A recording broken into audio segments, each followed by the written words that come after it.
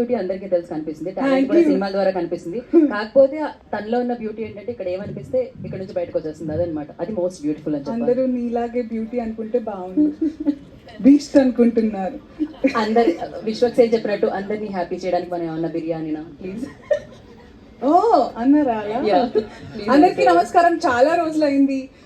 ఈరోజు అంటే ఇంతకు ముందు మన రాజేందర్ గారు అన్న దాంట్లో అందరికీ పెడార్థాలు తీయడం అలవాటు అయిపోయింది. ఆయన ఏమన్నారంటే ఆ టైంలో బిజీగా ఉన్నానంటే ఇప్పుడు బేవార్స్గా ఉన్నానని కాదు అర్థం.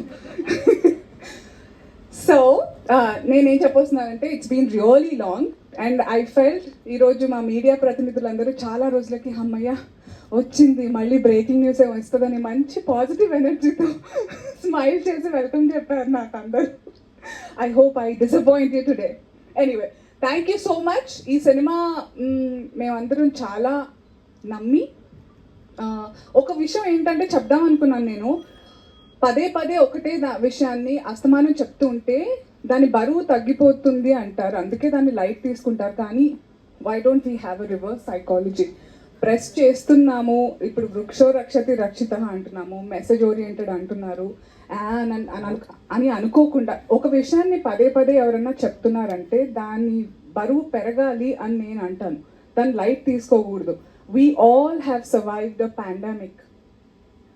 దీనికి కోవిడ్కి సంబంధం ఏముంది అనుకోవచ్చు. ఇప్పుడు అన్ని బిజినెస్ ఒక ఇమ్యూనిటీ అని బాటిల్ మీద పెట్టేస్తారు, ఆర్గానిక్ అని పెట్టేస్తారు. ఇవన్నీ ఎక్కడి నుంచి? నేచర్ని మనం కరెక్ట్గా ఎలా చూసుకోవాలో చూసుకుంటే అది మనల్ని చూసుకుంటుంది. That is the meaning of వృక్షో రక్షతి రక్షిత. మనం వాటిని నేచర్ని కాపాడుకుంటే అది మనల్ని కాపాడుతుంది. Whatever is happening these days since past few years, it is an example, it is a reaction to what we are acting on.